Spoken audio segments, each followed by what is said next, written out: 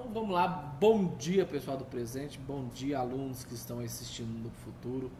Sejam bem-vindos à aula 3 do curso Técnico em Desenvolvimento de Sistemas, Linguagem de Programação Java. Hoje nós iremos trabalhar com construtores, nós iremos trabalhar com arrays, tá?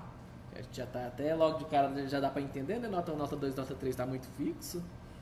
Se eu tivesse 10 notas, né? Então hoje a gente vai trabalhar em cima disso, tá? Então você que está aí assistindo em casa, olha direitinho na descrição do vídeo a turma que você tá.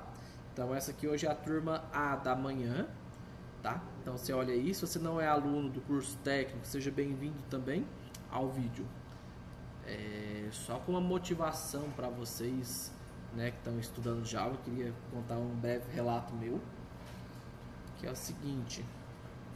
Hoje eu tenho 29 anos e eu afirmo para todo mundo aqui da sala, cara, se vocês tivessem metade do que eu tenho, vocês não precisariam trabalhar o resto da vida. Se vocês tivessem metade do que eu tenho, vocês não precisariam trabalhar o resto da vida de vocês. Porque o que eu tenho é preguiça. então eu espero que vocês não tenham, tá? Essa preguiça para estudar, para tudo. E vamos lá, então aqui o que eu tenho? Eu trouxe, né, escrito um diagrama para a gente fazer a implementação da nossa classe, que é, eu tenho uma classe aluno que tem os atributos nome, idade, curso, nota 1, nota 2, nota 3. E eu tenho os métodos getters e setters, o método toString e um método calcular a média que me retorna a média desses três. Então vamos fazer inicialmente a implementação dessa classe, tá? Então, sempre dentro de source main Java, new Java class aluno. Aqui dentro de aluno, eu vou só retirar o corretor ortográfico. Então, typo, inspections, desabilita aqui, olha, typo. Beleza. Alt 1 para fechar. E agora, beleza, vou começar com meus atributos. Nós então já sabemos, né, que nossos atributos até o momento a gente começa com private. Então private no int nome é uma string nome. Private agora idade é int idade. Private string curso. Private double nota 01, nota 02 e nota 03. Então são os meus atributos. Giovana, tá legal para ver desse tamanho? De boa mesmo? Luiz, não tá um ideograma não aqui não, tá legal? Show! Então vou criar agora os meus métodos getters e setters. Alt setter, getters e setters, marco todo mundo, dou um enter. Já tenho todos os meus métodos getters e setters. De novo, minha grande recomendação é vocês dominarem a sintaxe dele antes de começar a usar os atalhos, tá? E também eu vou gerar aqui meu método toString. Então, meu toString ele me retorna tudo. Ok, e agora também vou escrever agora o meu método public. Ele vai me retornar um double chamado de calcular média. Então quando eu chamar esse método, ele vai me retornar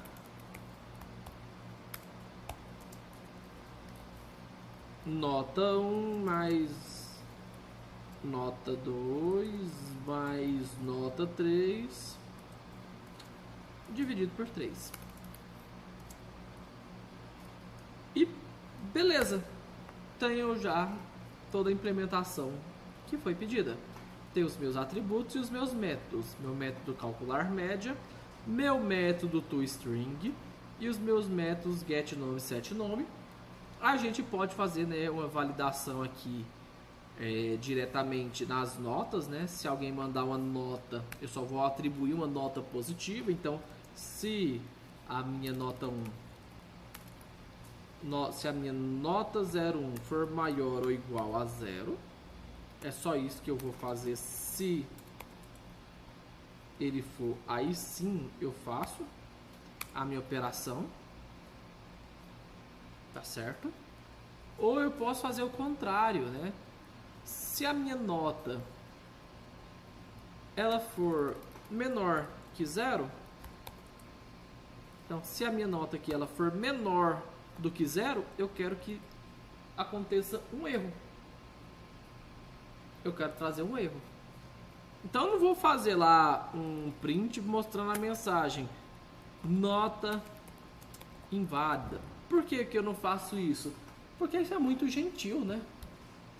Poxa, alguém está usando a minha classe, uma nota, o cara coloca a nota negativa, vai você fazer isso aqui, olha, vou criar minha classe lá principal.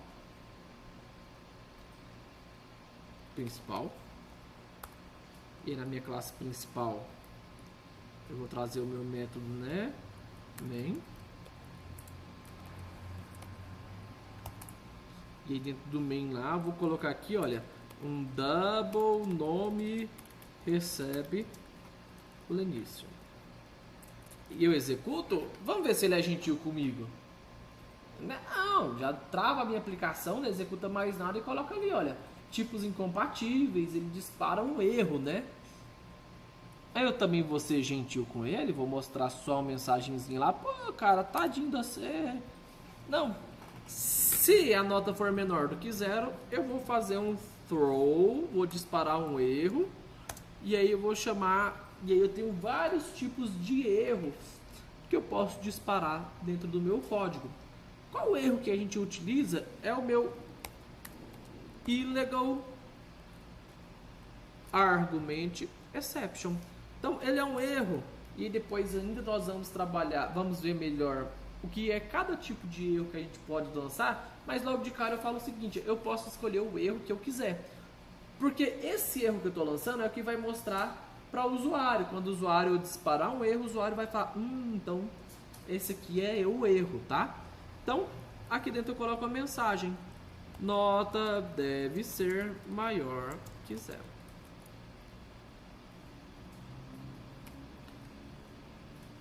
Esse maior ou igual, né? Maior ou igual a 0. Então, o que eu estou fazendo aqui? Eu estou trazendo uma validação diferente das validações que nós já tínhamos visto. Eu vou fazer o seguinte, olha, eu vou criar um aluno. Então, aluno 1 recebe um novo aluno. E aí eu já vou chamar, olha, aluno 1.set nota 01 e vou mandar uma nota negativa para ele. Se eu mando nota positiva, vai dar certo, né? Então, tanto se eu mostrar meu aluno 1.get nota 01 e eu dar um print nela, olha, nota 01. Perfeito, vou rodar minha classe e olha só, tudo bem, nota 01, 10.0, funcionou perfeitamente. Se eu tento passar uma nota negativa, ao invés de mostrar uma mensagem, aquele meu throw new illegal argument exception, ele trouxe uma exceção, ele trouxe um erro para o meu código. Olha, o meu código ele travou com o meu illegal argument exception, com a minha mensagem, nota deve ser maior ou igual a 0. Então eu estou blindando a minha aplicação, eu estou blindando a minha classe de uma maneira que ou ele cumpre os requisitos ou ele não consegue utilizar. Então eu não posso simplesmente chegar aqui e falar, ah, beleza, eu vou dar na verdade um system.out.println. Por que eu não posso fazer isso?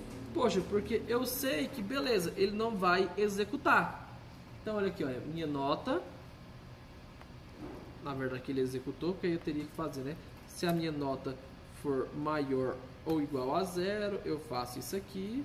Caso contrário, eu puxo isso aqui para baixo.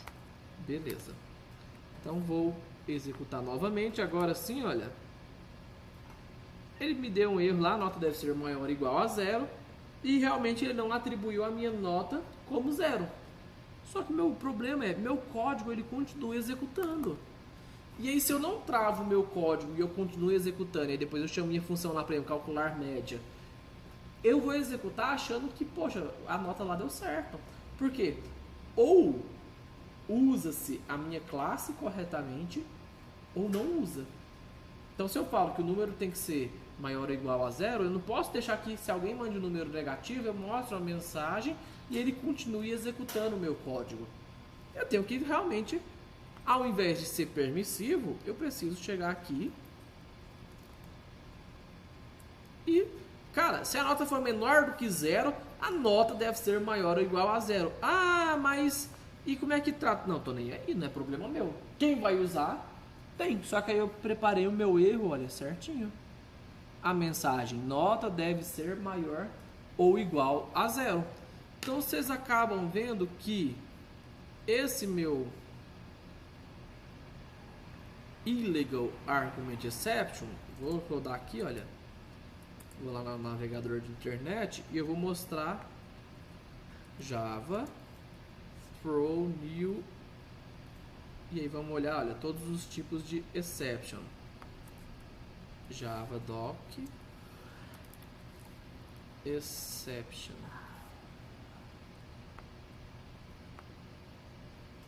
Então, o que eu quero falar aqui pra vocês? Olha, é o meu illegal.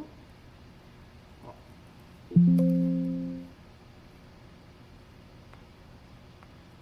Illegal argument exception. Aqui.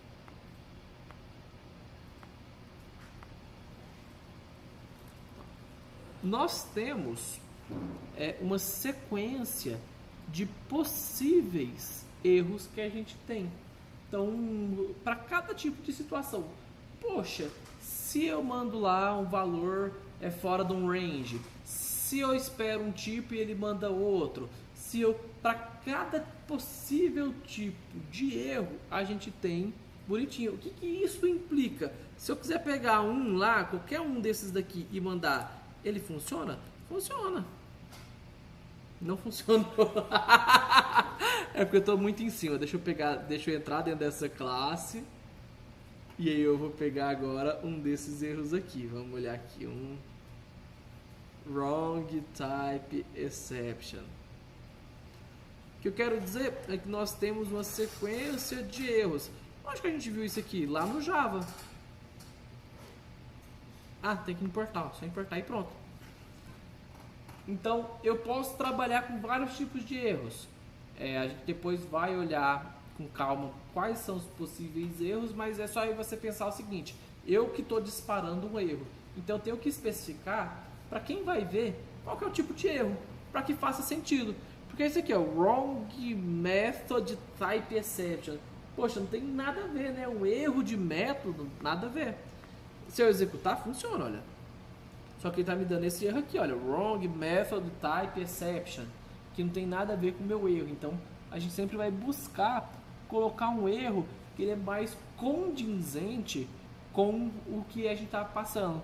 Por exemplo, esse aqui, illegal argument exception, é muito claro, é um erro de argumento.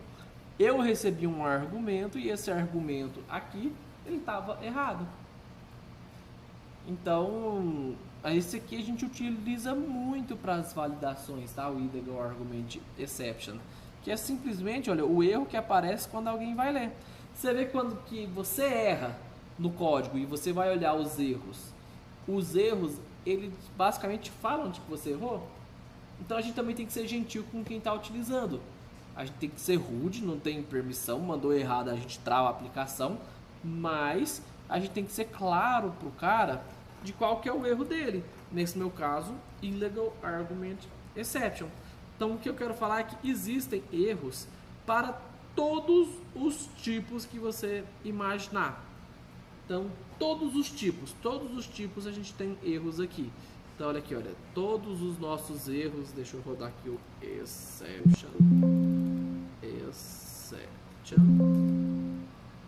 E olha, todos os possíveis erros que a gente pode ter dentro da nossa aplicação, ela está aqui. E ela é uma coisa em cascata, porque eu entro dentro de qualquer erro aqui, E dentro desse erro, a gente ainda tem outros possíveis erros que podem ser usados dentro dele. Então, quanto mais preciso o nosso erro, melhor.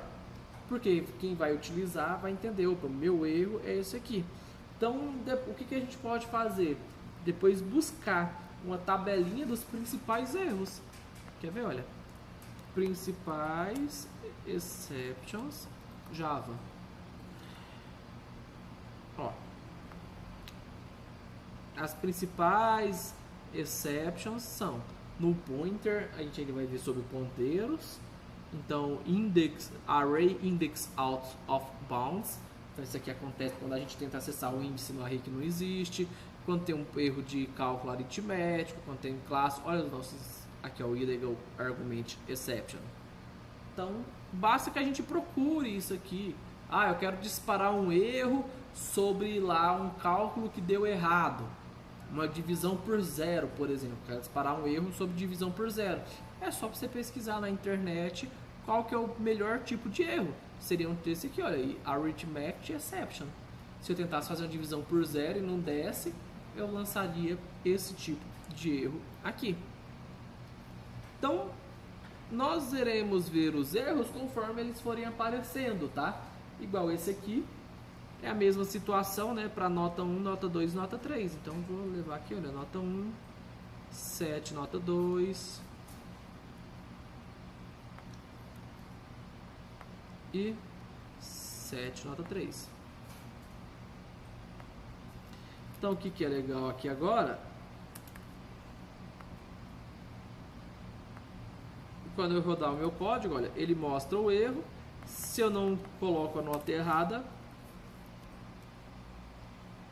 ele executa com sucesso e me mostra nota 1, nota 2 e nota 3. Então, na nota 3 eu vou falhar de novo e eu vou mostrar nota 1, nota 2, nota 3 e eu vou dar um get nota 1, nota 2 e nota 3.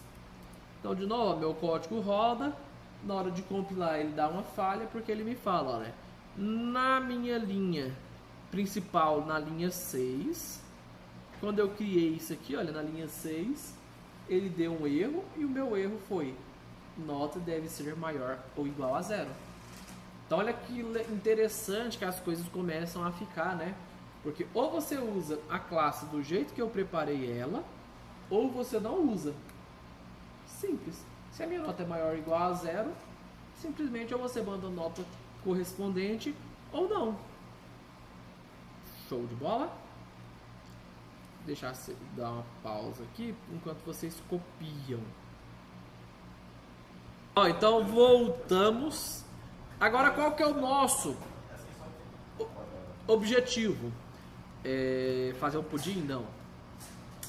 Mas é sério. Depois vocês comentam aí. Pudim com furo é horrível. É a mesma coisa que você comer um omelete doce. A textura, você pega um ovo, mexe, bota açúcar, é a mesma coisa que comer um pudim com furo. É horrível a textura. Tá?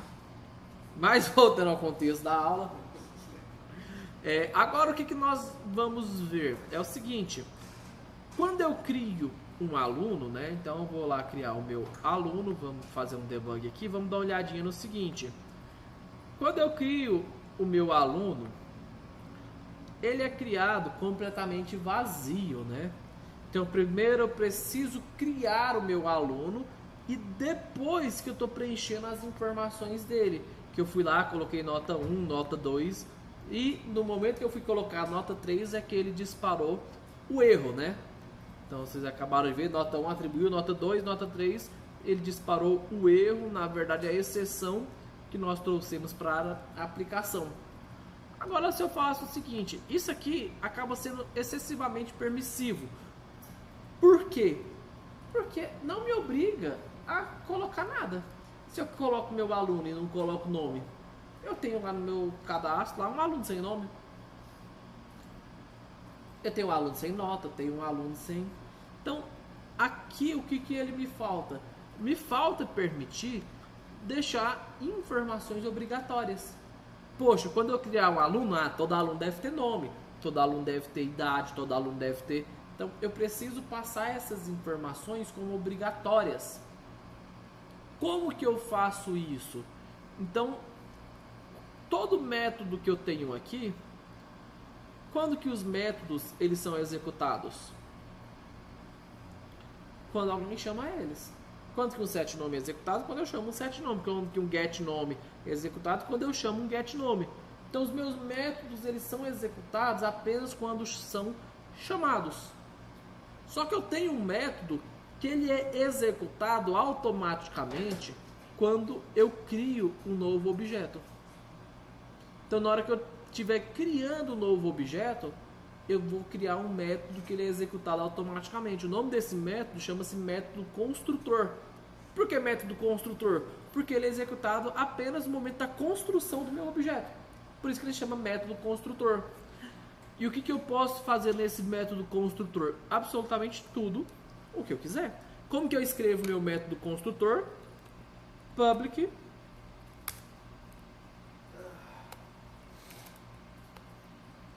e o nome da minha classe, aluno.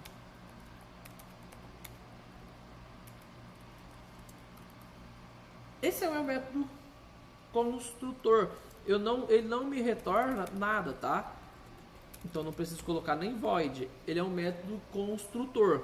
Construtor é executado na criação de um objeto. Então, quando que ele é executado? Nesse momento aqui. Tanto que se eu chegar aqui, olha, e soltar um executando construtor, ó, vou criar aqui. A primeira coisa que ele me faz, olha, é executando o construtor. Ele executou o meu método. Ah, deu erro porque aqui nessa linha a minha nota está negativa. Se eu colocar aqui 10, 10, 10, olha só, ele executou o meu método construtor. Eu não precisei chamar ele.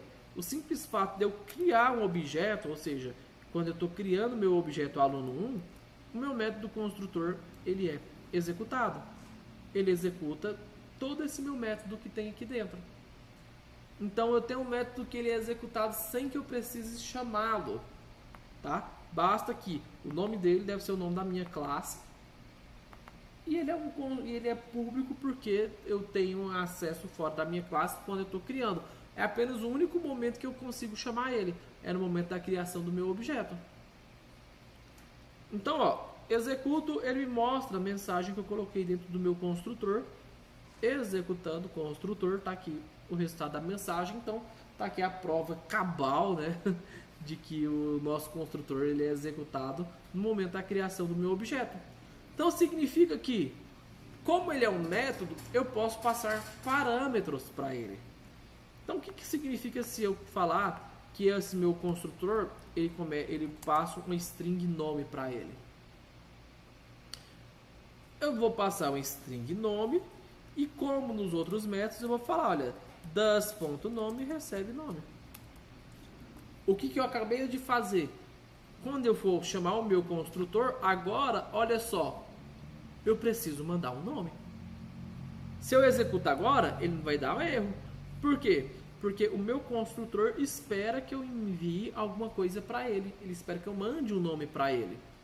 Vou pegar agora aqui, então agora eu vou chamar aqui, olha, Bruno Dias. Olha que isso aqui é só uma anotação da IDE, tá? Eu não escrevi nome. Eu só coloquei, olha, quando eu abri aspas, ele já colocou nome pra mim, tá? É só uma representação visual. Bruno Dias. Beleza. Nome, beleza. Olha só. Eu vou executar. Não deu erro nenhum. Se eu mostrar lá o aluno 1.getNome agora, olha, aluno 1.getNome. Olha aqui ó, o nome do Bruno. Bruno Dias. Se eu tento criar agora meu objeto sem passar o parâmetro, ele vai dar um erro. Ele está me falando, né, que o formato atual, a lista do formato atual de argumentos é diferente no tamanho. Ou seja, ele espera um argumento, eu mandei 0 argumentos. Então vou mandar, olha, agora, de novo, Bruno Dias. Também quero que seja obrigatório idade. Int idade. Agora eu preciso mandar, olha, mais 2 argumentos. Se eu executar de novo, deu erro. Por quê? Porque ele espera que eu mande 2 coisas. Espera que eu mande primeiro uma string, depois o inteiro. Agora eu vou mandar a idade dele, ó. Então o Bruno tem 18 anos. Eu peguei a idade, vou fazer agora o meu aluno 1.get idade. Que não me mostra nada. Por que não me mostra nada? Me mostrou 0. Porque eu mandei para o meu construtor, né? Mas eu não atribuí, não associei ao meu atributo. Não fiz o does.idade recebe idade. O nome do curso é obrigatório? Se for, eu coloco. Atente-se que a sequência que eu coloco no meu construtor é a sequência que eu mando lá, olha, string curso. Então o meu terceiro valor precisa ser curso.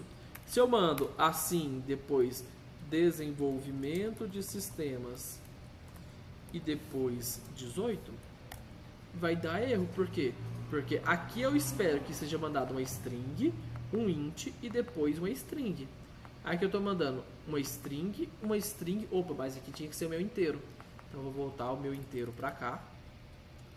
Bruno agora volta a ter 18 anos. E a idade dele está aqui, olha. Então, se eu executo novamente, agora sim dá certo. Ele me mostra o nome, me mostra a idade e também me mostra get curso. Aluno 1.get curso. E agora, certinho. Na verdade, não preciso nem ficar imprimindo isso aqui, né? Opa, curso. Porque eu também não atribuí lá no meu construtor, né? Então, das.curso recebe curso. Então, agora, não preciso nem ficar imprimindo tudo isso aqui. Eu tenho o meu método toString, né? Meu método toString, basta que eu imprima o meu objeto. Com ponto e vírgula. E aí ele me mostra, olha, tudo que ele já tem lá do meu objeto lá bonitinho, formatado. Então, nome Bruno, idade 18, curso, e a nota 1, nota 2, nota 3 está 0, porque a gente não informou as notas dele. Então, eu tenho que colocar todos os meus atributos como argumento no meu construtor? Não, só aquilo que para mim é considerado obrigatório, porque eu falo, poxa, eu estou criando um aluno. Quando eu crio um aluno, ele já tem nota 1, nota 2, nota 3? Não. Se ele não tem nota 1, nota 2, nota 3, quando eu crio o meu aluno, por que eu vou deixar obrigatório passar? Então, tudo que eu coloco aqui no meu construtor se torna obrigatório que eu passe no momento da criação do meu objeto. E aí, a gente faz as nossas validações lá dentro. Poxa, e se eu passar uma string vazia aqui, né? Ele permitiu. Então, você faz os seus tratamentos. Então quer dizer que se o meu nome for igual a string vazia, ou a minha variável nome estiver vazia, blank, throw new illegal argument exception, nome não pode ser vazio. Beleza, olha. Então, se eu mandar agora, e aqui não é igual, é ponto equals, né? Que o Java não é ponto, é ponto equals. Por que desnecessário? Porque os blank já valida. Oh, meu Deus. Então, olha só, se eu mando aqui agora, olha, nome não pode ser vazio. Vou colocar só um espaço aqui. Vamos ver se espaço passa. Não passa. Nome não pode ser vazio. Agora, Bruno. Agora sim ele executou o meu construtor. Então, o que eu estou fazendo? Eu estou modelando a minha classe para que ela fique blindada, né? Poxa, eu já não posso ficar modificando de qualquer maneira. Eu já não posso agora ter um nome vazio. Eu não posso criar. Agora, eu vou também fazer uma validação aqui com a idade, né? Então, se a minha idade ela é menor do que 0, throw new illegal argument exception, idade deve não pode ser negativa. Negativo. Vou tirar a exclamação só porque no erro a gente não bota exclamação. Idade não pode ser negativo. Beleza, eu poderia até mostrar aqui o valor do que ele mandou, mas não precisa não. Então, se eu mando idade agora 0, tudo bem, 0 anos, tá legal. Se eu mando a idade negativa, menos 0. Menos 0 não é negativo, menos 0. Agora menos 1. Aí sim ele me dispara o erro. Então eu estou transformando alguns atributos meus como atributos obrigatórios. E eles sendo atributos obrigatórios, no momento da criação do meu objeto, eu preciso já preencher todos os requisitos. Tanto nome igual vazio também quanto, olha, curso. Se curso tiver vazio, throw new illegal argument exception. Vou colocar uma mensagem diferente. O parâmetro curso é obrigatório. Então beleza, ó, eu vou mandar mais curso. Tirei curso.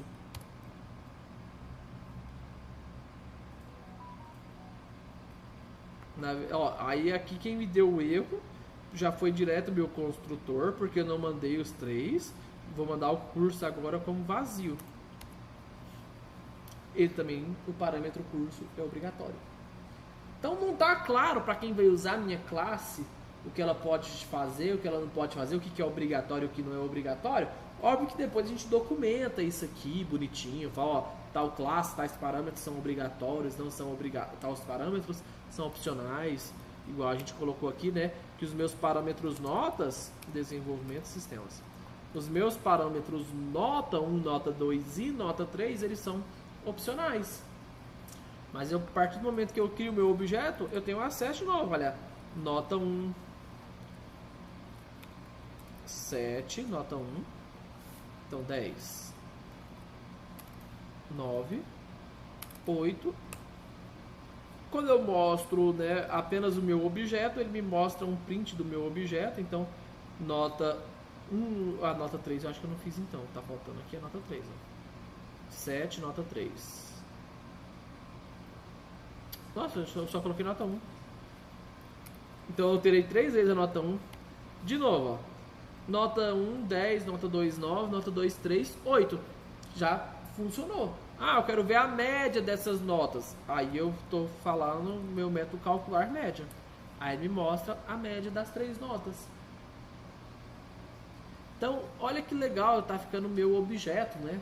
Então eu não tenho mais, lembrando, não consigo mais acessar os meus atributos diretamente. Então, se eu tento mostrar aluno 1 ponto nota 01, ele dá um erro. Por quê?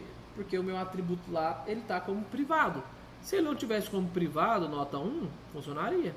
Mas a gente colocou como privado, ó, se não tivesse privado, olha ele funcionando. Mas nós privamos o nosso atributo, então isso significa que apenas os métodos que têm acesso, os métodos são públicos. E aí sim, eu chamo o meu get nota 01.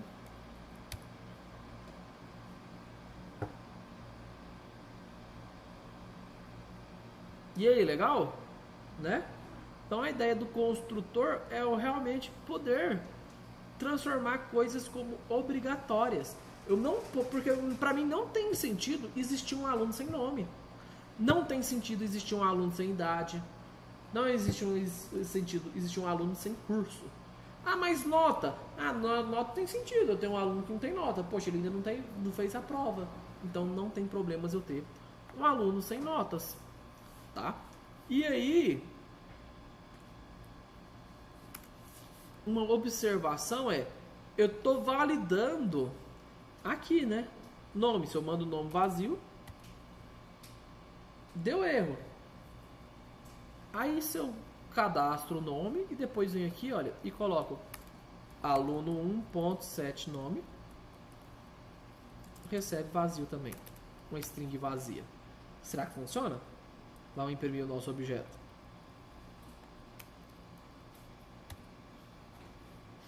Funcionou. Por que funcionou? Porque eu validei do construtor. Então, no construtor funcionou. Deixa eu tirar isso aqui, que eu não gosto desse trem aqui. No meu construtor eu validei.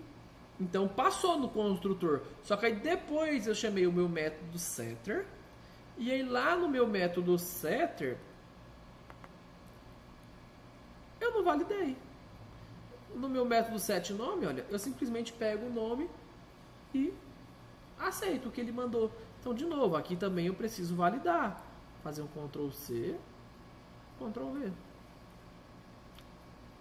setNome, Ctrl+C, Ctrl+V. Beleza, agora sim ele vai dar um erro. Aí a gente fala, poxa vida, mas eu vou fazer Ctrl+C, Ctrl+V? Ruim, né?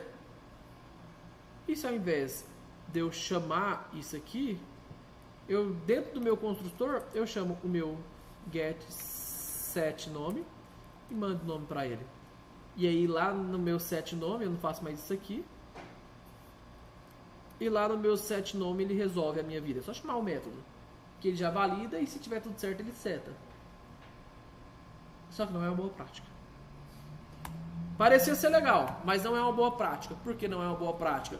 Porque lá no meu método setter, eu já considero que o meu objeto ele já foi inicializado com algo. Então todo o meu código eu já vou considerar que aquilo ali já foi inicializado. Mas a primeira vez que eu estou executando não foi inicializado um valor ainda para ele. Então pode dar algum erro. Então por mais que a nossa exceção, as nossas validações elas sejam duplicadas, nesse caso elas devem ser duplicadas mesmo. Porque quando eu chegar no meu método setNome, eu já tenho certeza que o meu objeto ele já foi criado com um nome. Por quê? Porque eu poderia, sei lá, salvar num log, num banco de dados. Ah, nome antigo, trocou, nome antes era Bruno, agora trocou por Marcela. Por exemplo, o Bruno passou lá por uma transição lá, e antes era Bruno, agora é Bruna. Só que eu quero manter esse registro. E aí, como é que eu consigo manter o registro? Se eu, quando eu executo o construtor, chamo o meu método set, ele vai achar que já tinha um nome lá dentro. E aí aquela minha função daria errado. Porque ele iria querer armazenar uma coisa que ainda não existe. Então, por mais que a gente queira fazer isso, a gente não faz. Por exemplo, se clicasse um método validar nome, por exemplo. Aí poderia ser, mas igual... Só quem iria utilizar era só o construtor ou era o construtor e o método set? Aí de novo cai na mesma situação. Porque quando eu chego no meu método setter, eu já considero que o meu valor já foi inicializado. Então é uma boa prática a gente fazer as validações dentro do próprio construtor. Óbvio que depois a gente vai ver alguns métodos de validação ainda. Então ao invés de eu escrever isso aqui, a gente traz uma biblioteca do Java, que aí ela faz, são os validators, que aí eu simplesmente coloco um atributo como obrigatório e ele mesmo já valida, se tem ou se não tem. Por exemplo, igual a nota. Poxa, a gente tem a nota. A nota ela não pode ser também maior do que 10, ela tem que ser maior do que 0 ou igual a 10. Então a gente vai lá na nota e valida isso na nota. Então ao invés de, se a minha nota for menor do que 0 ou a minha nota também for maior do que 10,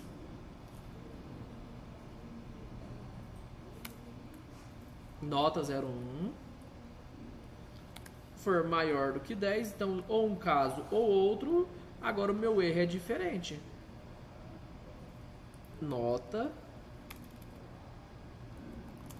fora do intervalo permitido, que é de 0 a 10. Porque agora se eu colocar uma nota 11 aqui, olha, nota 11, ele me dá um erro. O nome não pode ser vazio, vamos tirar isso aqui, olha, nota 11. Nota fora do intervalo permitido de 0 a 10. Vou colocar agora uma nota dentro do intervalo permitido, ela executa com sucesso. Então, dentro dos nossos métodos é onde a gente faz as nossas validações. Para eu garantir que o meu objeto seja criado com as informações tal como deve ser. tá? Eu poderia até colocar assim, né? Olha, nota 1. Ela tem que ser maior do que 0 e nota 1 ela tem que ser...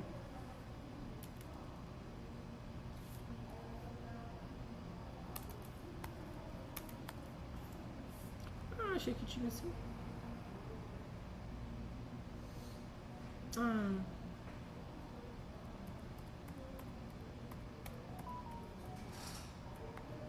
tem como não.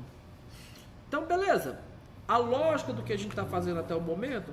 Então, até o momento, o que eu fiz? Eu transformei algo em obrigatório e estou trazendo algumas validações.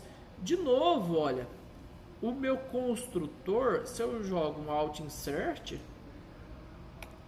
olha aqui, ó, gerar construtor. E aí eu coloco apenas o que eu quero como obrigatório no meu construtor, dou um Enter. E aí ele não gerou porque eu já tenho o meu construtor, mas se eu não tivesse ele, Alt Insert, construtor, marco o que eu quero, dou um Enter e ele me gera o construtor também. Então olha só, gera construtor, gera getter, gera setter, gera toString. Poxa, nós não vai desenvolver nada, né? Mas aí sim, a gente vai desenvolver, porque aí dentro do construtor a gente fez as validações. Então, além de eu criar o meu construtor, eu validei as informações dele. Apenas depois dele passar pelas validações, é que é assim de fato. Então, poderia colocar aqui também, né, idade menor do que 0, ou a minha idade maior do que 140. Idade inválida. Intervalo permitido é de 0 até 140. Validações. Então o que a gente está fazendo? Transformando coisas em obrigatórios e validando os nossos campos.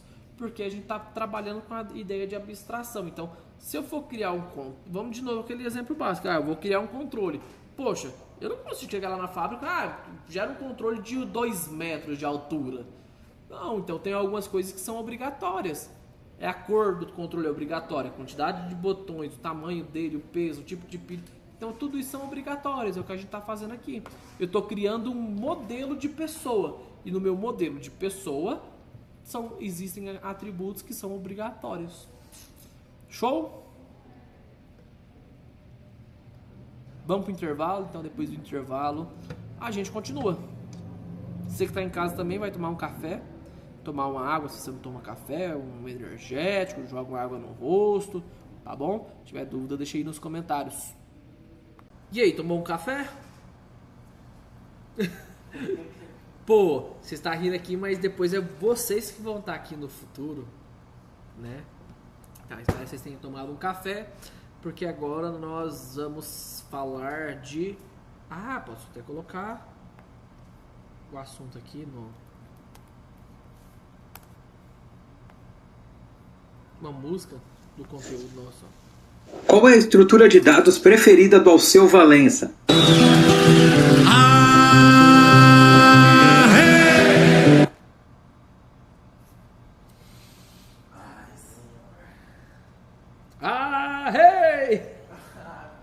A estrutura de dados seria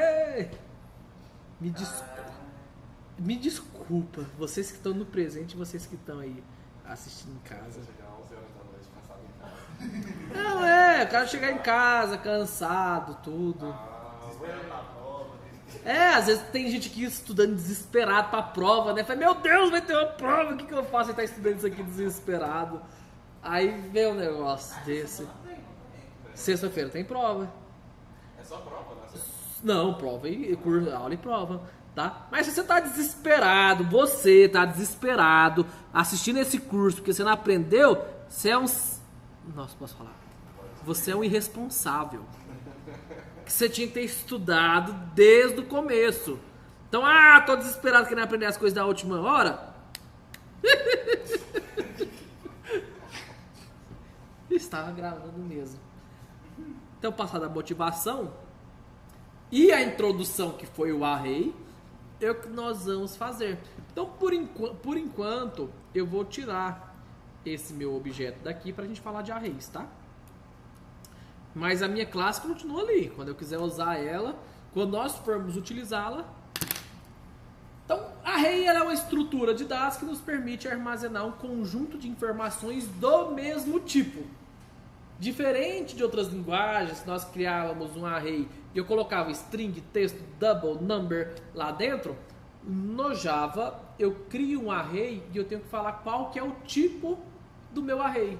Porque lá dentro eu não posso colocar informações mistas igual a gente colocava no passado.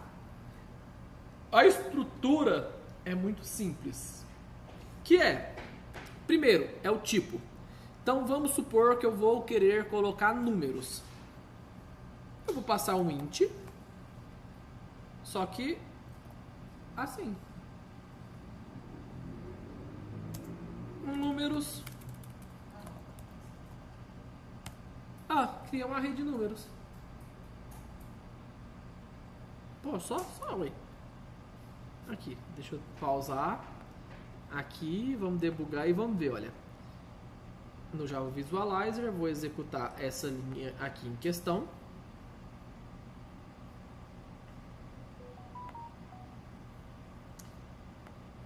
Ele já executa, ele já para.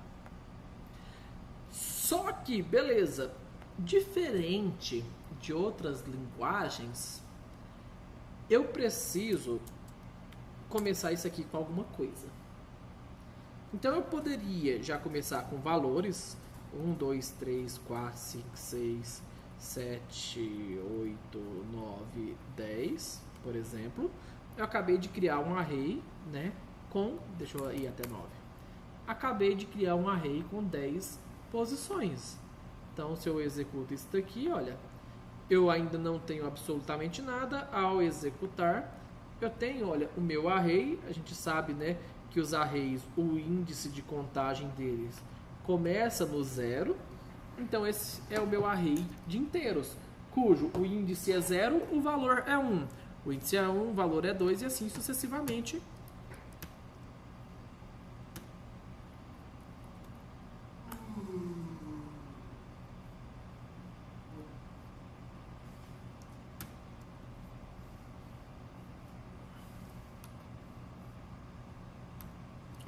Assim sucessivamente.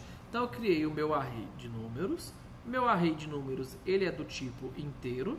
Esse aqui são os valores dele. Então, índice valor, índice valor, índice valor e assim sucessivamente. Significando, né, que se eu tentar acessar esses valores diretamente, eu tenho acesso. Se eu faço lá um print arrays de números no índice 0, por exemplo, ele vai me mostrar exatamente o meu número 1 e assim sucessivamente. Então, eu criei os meus arrays aqui dentro. Outra maneira de eu criar os meus arrays é eu passar e especificar o tamanho do meu array, que é new inteiro com 10 posições. Então, o que eu acabo de fazer aqui? Eu também estou criando um array com 10 posições. Só que, quando eu rodo ele aqui, olha, eu criei um array com 10 posições e todas as minhas posições, elas foram inicializadas como 0. Mas por que eu preciso passar um tamanho? Arrays primitivos em Java, eles têm tamanho fixo. Então eu não fico colocando ele, por exemplo, eu quero colocar agora mais 10, eu quero colocar 11 valores. Eu não consigo adicionar mais, porque eu já crio o meu array com tamanho fixo. Então, uma vez que eu crio um array com 10 posições, eu vou ter 10 posições para poder trabalhar no meu array. O array nesse estilo, eu não cresço ele de maneira indefinida. Então, eu já crio ele inicializando ele com seus valores. Basta que eu inicialize os valores colocando entre chaves. E eu posso, né, até passar, olha, um new int de 10 e inicializar com alguns valores. Olha, 1, 2, 3. Então, o que eu acabo de fazer aqui? eu falei que eu esperava.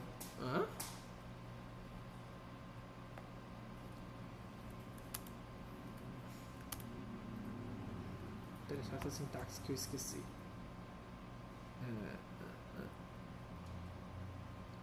Pera aí que eu esqueci essa sintaxe. Vou dar uma pausa aqui pra gente lembrar. Não precisa dar pausa. Vamos olhar aqui no Google juntos. Então, array Java initialize. Vamos ver aqui. Beleza, tá legal. Ok.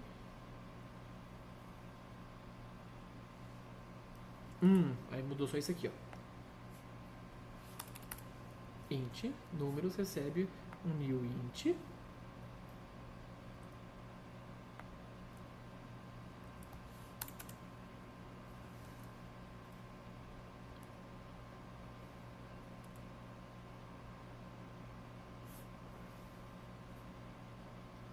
Tô lembrando da outra sintaxe não.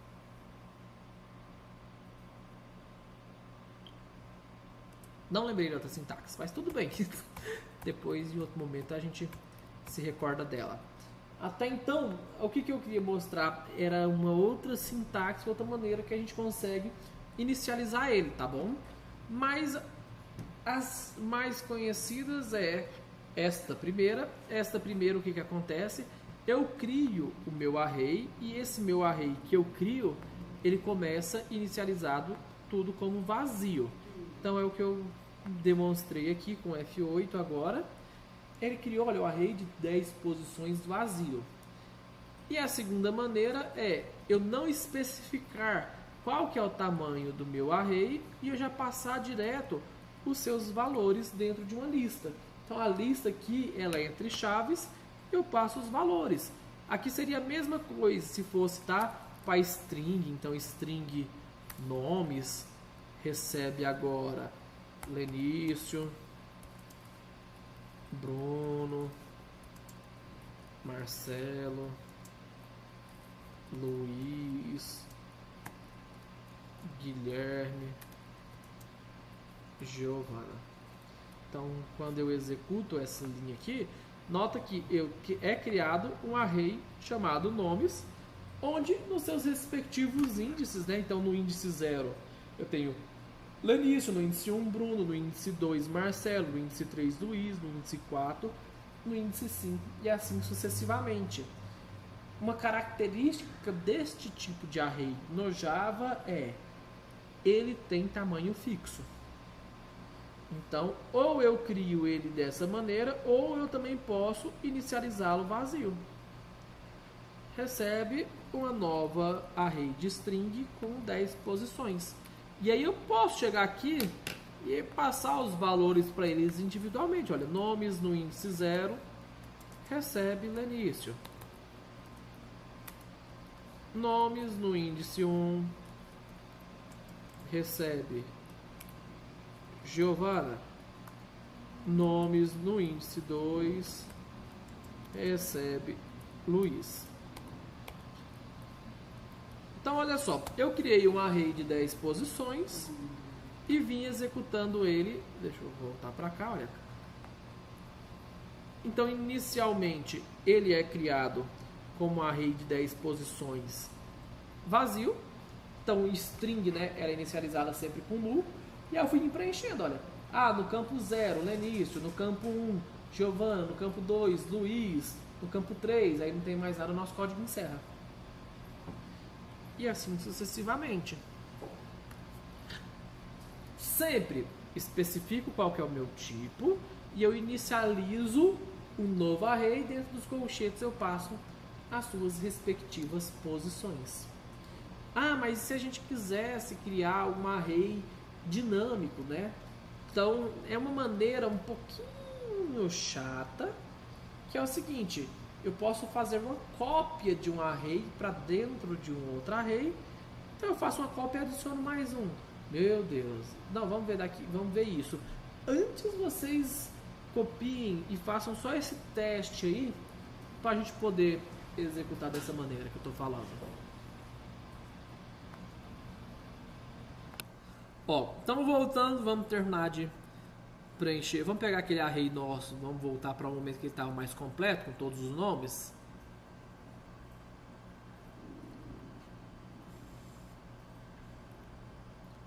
Ah, esse aqui em casa aí que estava esperando a resposta, nem o ChatGPT achou, tá?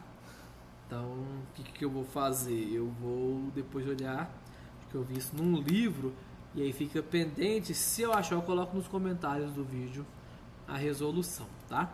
Meu objetivo era criar o mesmo array, na mesma linha, criar um array com 10 posições e automaticamente colocar as 3 primeiros valores, as 3 primeiras posições com algum valor. Então, new string, na verdade eu vou criar aqui já com os nomes, Lenício, Bruno, Marcelo, Luiz, Guilherme e Giovana. Beleza, eu criei já esse meu array. Qual que é o meu objetivo inicial agora? Que a gente percorra, né, esse array para que a gente possa visualizar linha a linha. Por quê?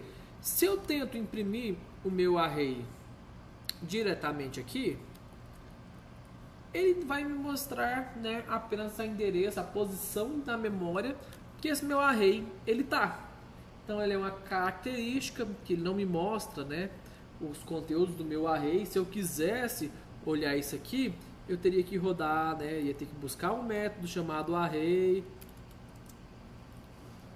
toString. Mas antes do array.toString, vamos percorrer. Então, como que eu faço para percorrer?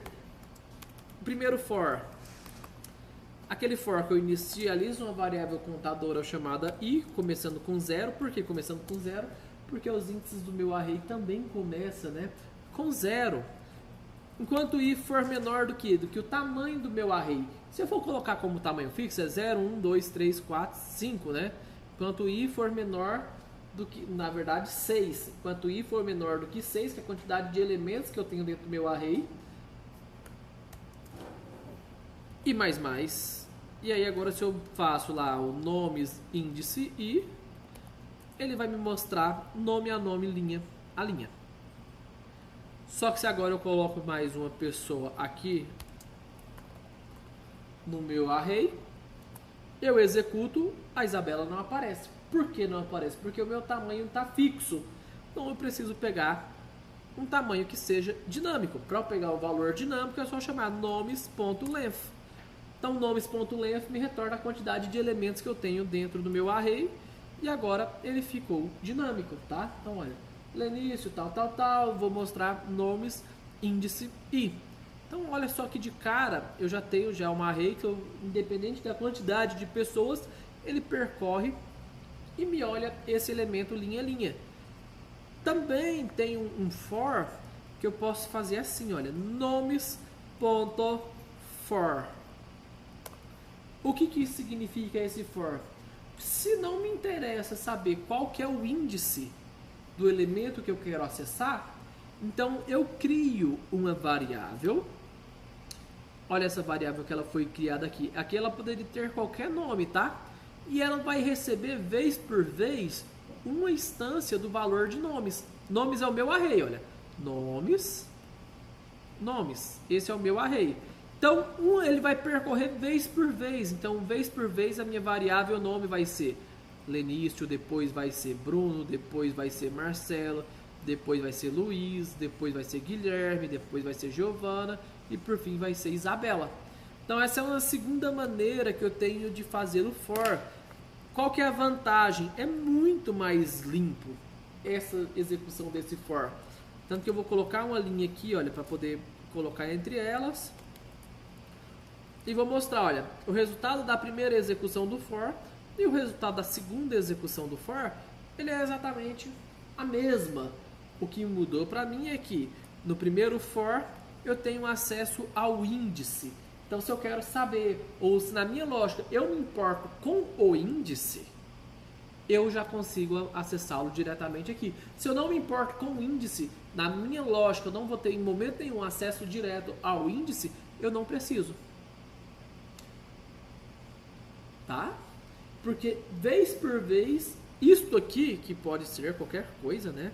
Então eu posso chegar aqui, por exemplo, nome, ó, continua executando. Do lado direito eu tenho o meu array e do lado esquerdo vai ser a variável do tipo string que eu crio para poder percorrer esse array. Então, vamos lá, vamos supor que o seguinte: eu quero agora buscar na minha lista onde eu tenho o Luiz e vou trocar lá por passarinho. Tá? Qualquer coisa assim, aleatório, passarinho. Como é que eu percorro essa lista? Eu vou olhar aqui, olha, primeiro nessa de cima. Se nome índice i for igual a Luiz, nomes índice i recebe passarinho. Então vou mostrar aqui agora, né? Vou apagar por enquanto esse meu for aqui. Então eu vou ter um for para fazer a alteração e agora um for para poder exibir. Então nomes.for nomes índice i. Beleza, então olha só o que eu tenho. Um for para simplesmente percorrer, buscar Luiz e alterar para passarinho, e depois um outro for só para poder exibir todos os nomes atualizados. Eu executo e agora, olha, onde tinha Luiz, virou passarinho. Então essa é a minha execução, olha aqui como funciona ela. Vou colocar um for, vou colocar aqui, olha, no if. Vamos ver ela acontecendo linha a linha. Então, linha a linha.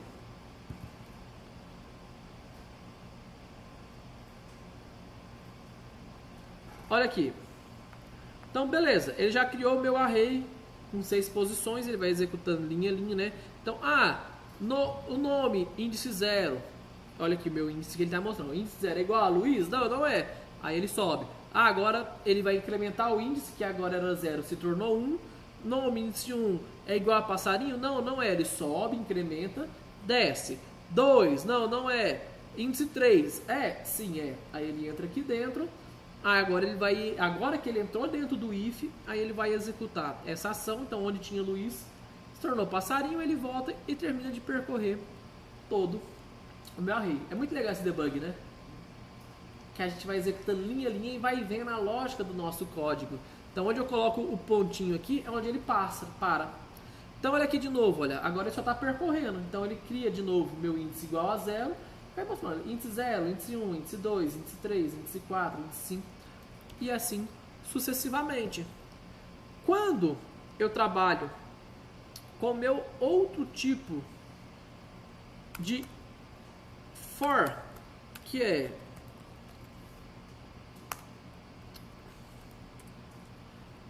e aí eu faço, olha como é que fica mais limpo. Nome ponto equals Luiz, se o nome for igual a Luiz, nome recebe passarinho.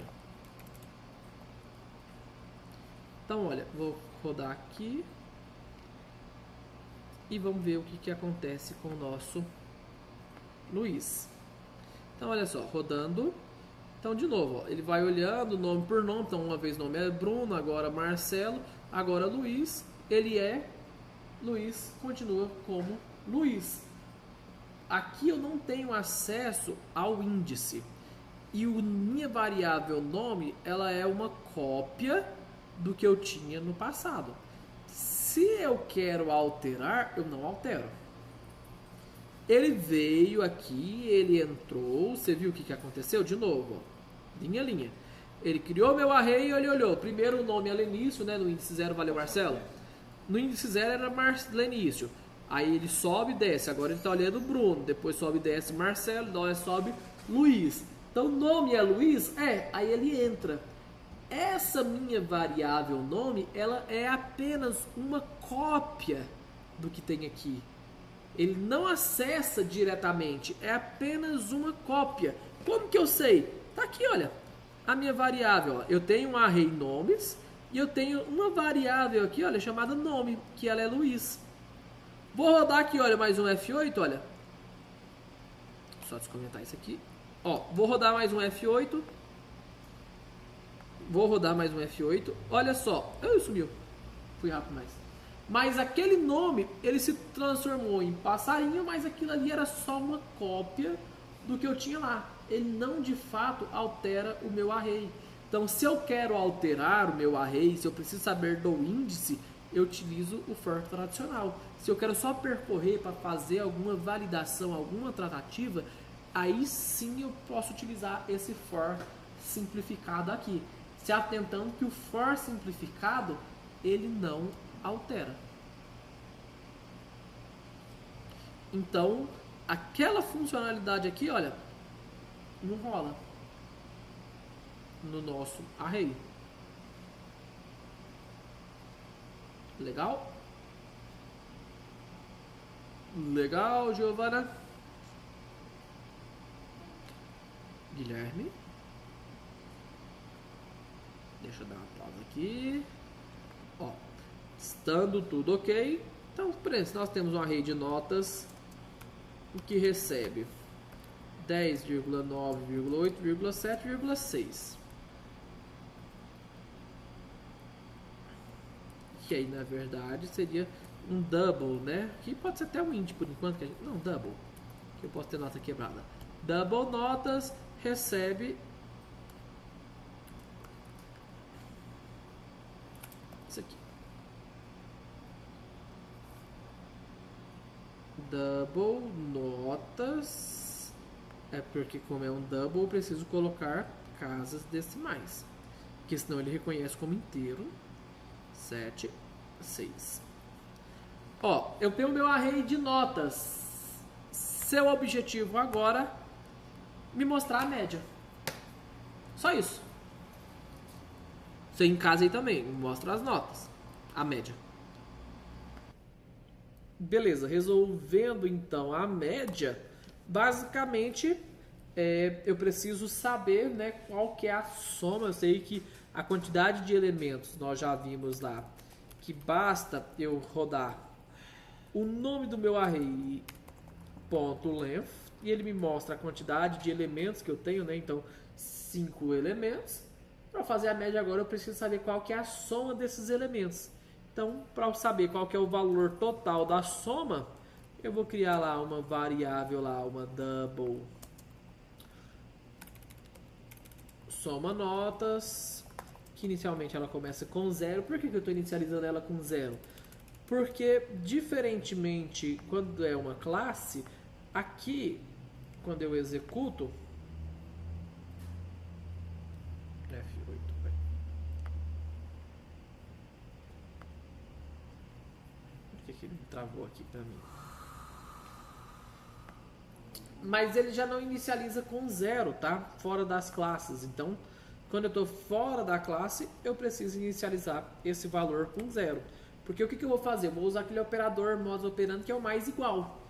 Então, beleza. Vou fazer o seguinte. Então, eu vou percorrer o meu array de notas. E vou fazer, olha, soma das notas mais igual nota. No final, eu tenho o valor do meu soma notas. Ó. Então, o valor do meu soma notas é exatamente o valor de 40. Então, se eu não inicializo, eu estou tentando somar o valor anterior que tinha aqui mais o valor atual, só que o valor anterior era null. Então, null não soma. Então, por isso que eu inicializo ele com 0. E aí é uma característica legal lá da classe, porque a classe, sim, quando eu crio um atributo de classe, ele é inicializado automaticamente com 0. Então, o somatório das notas dividido por notas.length. Show de bola, já tenho a minha média aqui. Simples, né? E aí agora eu tenho uma situação. Poxa, mas agora o Luiz ele fez mais provas. E eu quero adicionar uma nota nova para ele. Porque, poxa, o Bruno fez ali agora mais 2 provas. Como que a gente consegue adicionar um valor para ela? Se ela tem tamanho fixo. Então é o seguinte, o que eu vou fazer? Primeiro eu vou apagar aqui para a gente ficar no nosso array simples. Então a lógica da coisa aqui é o seguinte, eu preciso criar, óbvio, um novo array, porque eu não consigo alterar o tamanho do meu array atual, nunca vou conseguir. Então eu preciso criar um array com o quê? Com 1, 2, 3, 4, 5, 6 posições. Porque aqui eu já tenho 5 posições. E eu quero criar mais uma posição, então eu vou criar um array de 6 posições. Então vou criar aqui, olha, um novo array, que é que eu vou chamar aqui, olha. Uma lista, um double, novas notas, que vai receber. Aí o que ele vai receber? Eu não posso colocar aqui direto notas, né? Porque se eu coloco notas diretamente, basicamente eu estou apontando um para o outro, né? Então, o que ele faz? Olha, deixa eu executar, travar aqui em cima primeiro, depois eu travo embaixo. Então, primeiro, ó, eu criei um array chamado notas com os valores, depois ele criou um array notas que ele simplesmente apontou um para o outro. Ó. Então, quando eu fiz isso aqui, eu criei basicamente um ponteiro. Eu criei duas variáveis que apontam para o mesmo objeto. Eu não criei uma cópia. Para que eu crie uma cópia, eu preciso usar um comando específico, que é dentro de arrays, então dentro da minha classe de arrays, e aí ele já importa aqui para mim lá em cima o arrays, né? Ponto, aqui ó, ele já importou o arrays, e aí eu tenho um método, e esse método se chama copyof, copiar de. E aí eu preciso passar algumas coisas para ele. Bom, primeira coisa que eu preciso passar é, eu quero criar uma cópia de quem? Ah, eu quero criar uma cópia do meu array de notas. Beleza. Primeiro parâmetro. Segundo parâmetro, qual que é o tamanho que esse meu novo array ele vai ter? Então aqui eu tenho 1, 2, 3, 4, 5. Eu quero um array agora de 6 tamanhos, 6 posições. Vou travar para a gente ver esse novo array sendo criado, olha. Então, vou executar essa linha, ele criou um array, agora ele criou, olha, um novo array, quando ele executou essa linha, chamado novas notas, que tem os valores das posições, e o último elemento ele começa com 0, por quê? Porque eu criei um array que o tamanho dele é maior do que o tamanho anterior.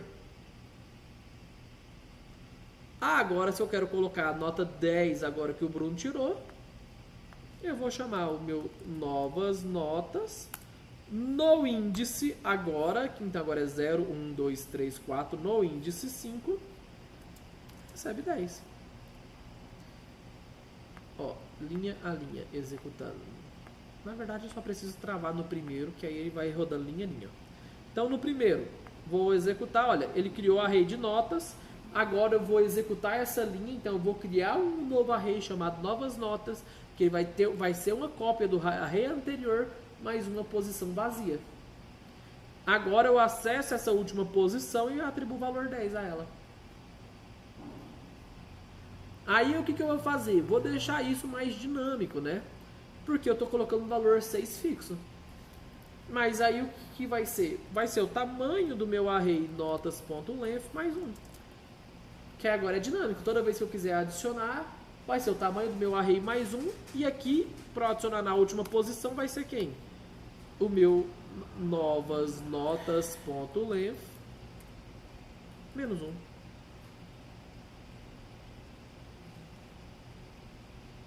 Olha que legal. Então, continua funcionando do mesmo jeito, só que agora dinâmico. Crio o array, duplico o array, altero o valor do array e agora para mim ele não me importa a posição. Por quê? Vamos lá. Aqui eu criei uma cópia e se meu array inicial ele tinha 5 posições, isso aqui fez 5 mais 1, então o meu novo array agora tem 6 posições. Meu novo array tem 6 posições. Qual que é o último elemento novo? É o último índice. Só que o meu índice ele começa do 0, então ele é sempre menos 1, o meu último índice. Por isso que para eu adicionar eu chamei, olha, meu novo índice menos 1. Aqui eu tenho basicamente um array dinâmico. Toda vez que eu executar isso aqui, eu consigo adicionar novos valores. Vamos colocar isso aqui lá na nossa classe? Onde nós tínhamos alunos e a gente tinha nota 1, nota 2, nota 3. Vamos melhorar nota 1, nota 2, nota 3? Vamos trazer isto aqui antes. Tá legal para todo mundo isso aqui? Eu estou criando uma cópia do array anterior, criando um novo array chamado novas notas. O tamanho do meu array aqui eu poderia passar o tamanho que eu quiser, tá? Poxa, agora eu quero um array com 20 posições, por exemplo. Beleza. Eu vou ter um array com 20 posições. Então, quando ele criar esse novas notas, olha, novas notas eu tenho um array agora com 20 posições. Vai do 0 ao 19. E aí eu estou pegando a minha última posição e colocando 10. Então, olha onde vai colocar o 10 agora. Na última posição. Só que aí para eu não passar valores fixos, ao invés do meu novo tamanho ser 20, meu novo tamanho é o tamanho do meu array anterior mais 1. E toda vez que eu rodar isso aqui, eu vou aumentar o tamanho do meu array. Mais 1. Querem executar isso aí primeiro? Uma observação, inclusive, né? Aqui eu estou colocando dentro de um novo array, mas eu também poderia fazer isso aqui, olha. Notas recebe um array de notas. Também, olha. Sem precisar criar um array. Eu estou só sobrescrevendo o atual array, olha. Meu atual array era com 4 posições, agora meu array é com 5 posições e eu altero ali. Sem precisar criar um novo array também, tá? Por quê? Porque lembra que o nosso código ele executa da direita para a esquerda. Então, no lado direito, o que ele faz? Ele cria uma cópia do meu array de notas, considerando o tamanho dele mais 1. Aí ele gerou desse lado direito esse array e ele vem aqui e substitui o meu array anterior de notas pelo novo array. Aí ele simplesmente mostra, ele simplesmente adiciona na última posição o valor 10. Tudo sem eu ter que duplicar variáveis, sem ter que ter novas variáveis.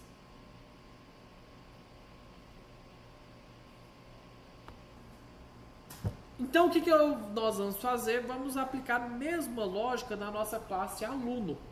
Porque o que eu quero? Eu quero que o aluno ele possa ter quantas notas eu adicionar. Se eu calcular a média com uma nota, com 2, com 3, porque até então nós temos algo fixo, né? Nota 1, nota 2, nota 3. E aí a nossa aplicação está enrijecida. Por quê? Imagina que agora a regra da prosa agora é ter 6 provas. Aí, para isso ser permitido, nós teríamos que alterar o código-fonte da aplicação para poder permitir 6 notas. Ia ter 6 atributos, ia ter mais 12 métodos, né? São 2 métodos para cada atributo, getter e o setter. Olha que trabalho louco, né? Horrível. Então, o que eu vou fazer? Eu vou apagar, olha, as notas. Eu vou apagar o meu método dos getters e setters das notas. E olha como é que vai ficar bem mais simples. Ó. Apaguei os meus getters e sets da nota. E por enquanto, ó, vou tirar aqui nota 1, nota 2. Vou até apagar o meu toString aqui, porque ele é gerado automaticamente. E ele vai ser gerado depois de uma maneira atualizada. Então eu vou fechar aqui. Também eu vou minimizar isso aqui por enquanto. Beleza. A minha função calcular média, eu vou ter que reescrever ela, né? Então eu vou comentar ela. E agora, beleza. O que eu vou criar? Um private double chamado notas. Beleza. Tem o meu método notas. Ele começa vazio. Eu não inicializo ele com absolutamente nada.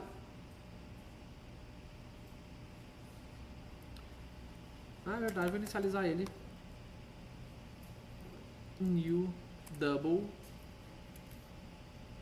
de 0, tá? Então basicamente o que eu estou fazendo aqui? Eu estou inicializando notas com 0. Ela tem tamanho 0, ele existe, ela está inicializada, mas o valor dela é 0. Para quê? Para que eu crie um método. Então vou ter um método chamado lá public adicionar nota, que eu recebo um double nota. E aí qual que é o meu objetivo? Pegar essa nota aqui, então eu vou olhar primeiro, né, aquela validaçãozinha nossa, se a minha nota ela for menor do que 0 ou a minha nota ela for maior do que 10, eu vou lançar um throw new illegal argument exception, nota fora do intervalo 1 a 10. 0 a 10. A nota fora do intervalo 0 a 10. Caso isto não aconteça, essa minha função me retorna um void, né?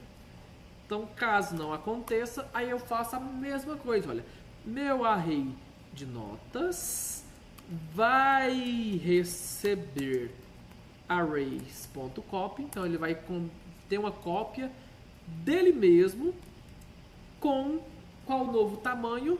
O tamanho anterior dele mais 1. E agora eu coloco na minha última posição notas no índice length menos 1 vai receber a nota. Então, perfeito, é isso. Olha só, vou rodar, vou criar de novo aluno 1 recebe new aluno. Eu preciso passar algumas coisas como obrigatória, que é nome, Bruno, a idade, 18, curso, desenvolvimento de sistemas. Olha que agora, quando eu crio esse meu objeto aluno, o que eu vou ter aqui? Ó? Vou executar essa linha. Eu tenho agora, olha, o aluno, meu objeto aluno. O meu objeto aluno, ele desenvolvimento, curso de idade 18, nome Bruno. As notas é um array do tipo double que não tem nada ainda. Óbvio, porque eu inicializei ele com vazio. O que eu vou fazer agora? Vamos adicionar uma nota? Vamos usar o método meu de aluno1. Adicionar nota. A primeira nota, olha, 10. Executo de novo. E olha só o que vai acontecer agora. Vou rodar aqui. Foi rápido demais. Vamos lá. Ó, vou rodar. Agora eu vou adicionar uma nota para o Bruno. Olha o que ele tem. Ele já tem um array nessa posição. Olha, um array que eu adicionei o valor 10. Olha que legal. De novo, 10, 9, 8, 7, 6. Vamos rodar, vamos parar e rodar de novo, olha. Então, a cada vez que eu vou executando, ó, eu crio o meu objeto. O meu objeto Bruno agora, ele tem as informações e as notas dele é um array do tipo double. Cada vez que eu coloco, olha, eu estou acessando uma posição no meu double. Olha, 10, 9, 8, 7, 6. Então, significa que o quê? Que se eu quisesse acessar a nota, por exemplo, 8 do Bruno, o que eu iria fazer? Eu teria que acessar o aluno 1 no campo nota no índice 2 para poder acessar essa nota dele aqui. Óbvio que o atributo é privado, eu não tenho acesso direto a ele. Então, eu não vou fazer aluno 1 ponto notas. Por quê? Porque eu não tenho acesso ao atributo. Mas olha como que está funcionando. Olha que legal. Notas é uma lista. É um array de doubles. E agora, por mais que ele seja uma coisa fixa, que eu tenho que ter um tamanho, a gente conseguiu burlar isso de certa maneira, transformando esse meu array, que inicialmente era fixo, num array dinâmico. Toda vez que eu uso a minha função adicionar, ele cria uma cópia, apaga a cópia antiga, cria uma cópia nova com mais uma posição. e eu vou lá e faço a inserção numa última posição. E aí eu posso também executar o meu método agora, né? Calcula nota, calcular média, né? Então vou criar lá o meu método, olha, public, retorna um double, calcular média, não recebe nada. E aí agora o que eu vou fazer? Então eu vou criar lá, né, a minha variável double soma nota, somatório notas, começa com 0. E aí eu vou percorrer a minha variável agora de média. Então, notas.for. E agora eu adiciono todo mundo, olha. Somatório notas mais igual, vou somar junto com a minha variável nota. No final eu retorno meu somatório notas dividido pelo meu notas.length. Show de bola, criei já a minha função de média. Vou chamar aqui, olha, a minha função de média, vou parar a execução e vou chamar a função de média. Então, aluno 1 ponto calcular média. Ele calcula a média de tudo que ele já tem cadastrado lá. Então, vou imprimir isso aqui.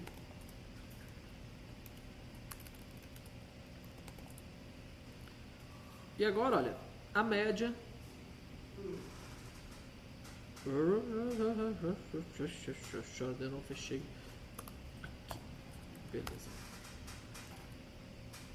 Eu executei agora, olha, e a média é 8. Então a média de 10, 9, 8, 7, 6, a média é 8. Eu calculei a média das notas que eu tinha adicionado. Então eu poderia calcular a média entre 10 e 9. Olha aqui como é que ficou dinâmico. 10 e 9, a média é 9,5. Aí eu vou depois, adiciono mais uma nota. Ó, adiciono mais a nota 9 e 8. 10, 9, ó, 8 e 7. E calculo a nota, a média dele de novo. Ó. Tá dinâmico.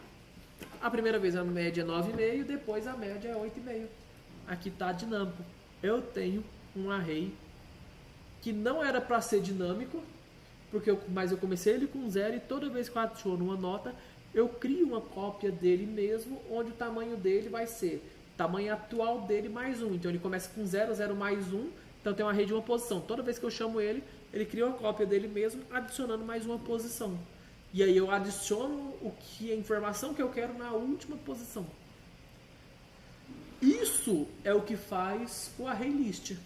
Então a gente fez na mão uma coisa que a gente tem já métodos que faz isso, tá? Então a gente só fez na mão a primeira vez, mas eu tenho um método, que horas? Eu tenho um método que dá para que eu consigo fazer a mesma coisa, mas sem ter que duplicar. O nome dele se chama ArrayList. Então, como que é a sintaxe do ArrayList? Vou apagar isso aqui. Vou comentar, vou duplicar e vou comentar para a gente deixar. Vou duplicar e eu comento esse aqui. Beleza. Então, como que eu crio um array dinâmico? Aqui, se chama isso aqui, olha. Eu vou criar um ArrayList e aqui dentro eu passo o tipo do ArrayList que eu estou criando. Só que agora eu passo uma classe, tá? Então não é mais os tipos primitivos. Então vai ser um ArrayList de double com D maiúsculo. É uma classe. Chamada notas. E eu inicializo ela com um new ArrayList. Dessa maneira. Essa sintaxe, o que eu acabo de criar? Um array de notas, que agora não é mais um tipo primitivo do tipo double, ele é um tipo ArrayList. E aí ele já tem métodos. Então, ao invés de fazer isso aqui, eu simplesmente rodo notas.add nota. Ele adiciona lá no meu final do meu array. Então, isso aqui eu fiz na mão, tanto que está comentado, tá? Deixa eu só jogar um pouquinho mais para dentro isso aqui. Ó, tanto que isso aqui está comentado.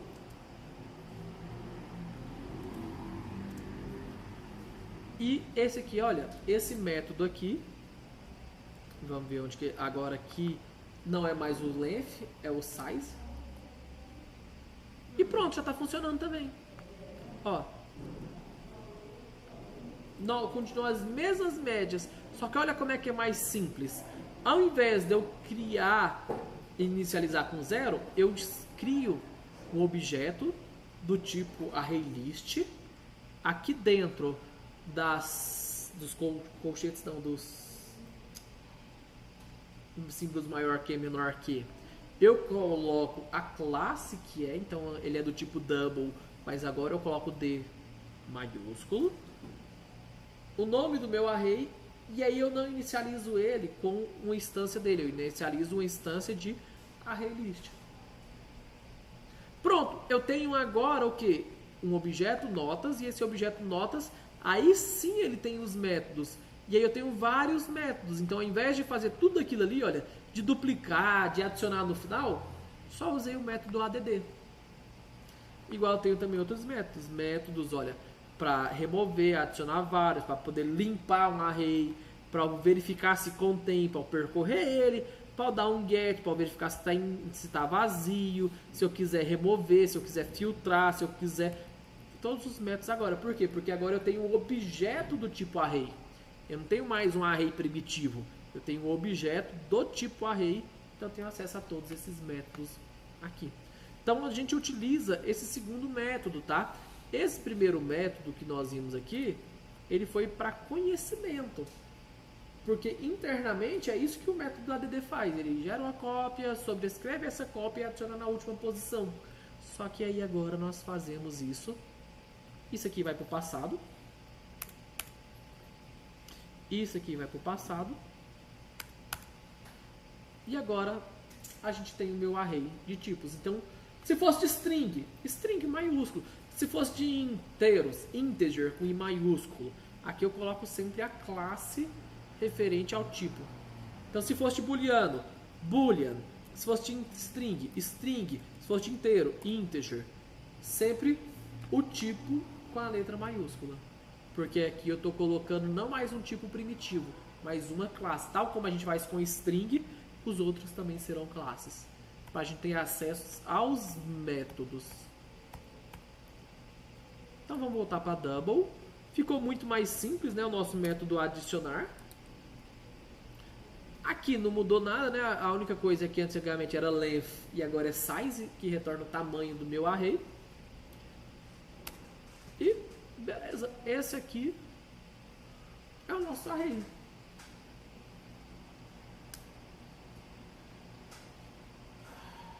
Bonito? Eu acho. E aí, você está em casa aí assistindo pós-aula, hein? 11 horas da noite.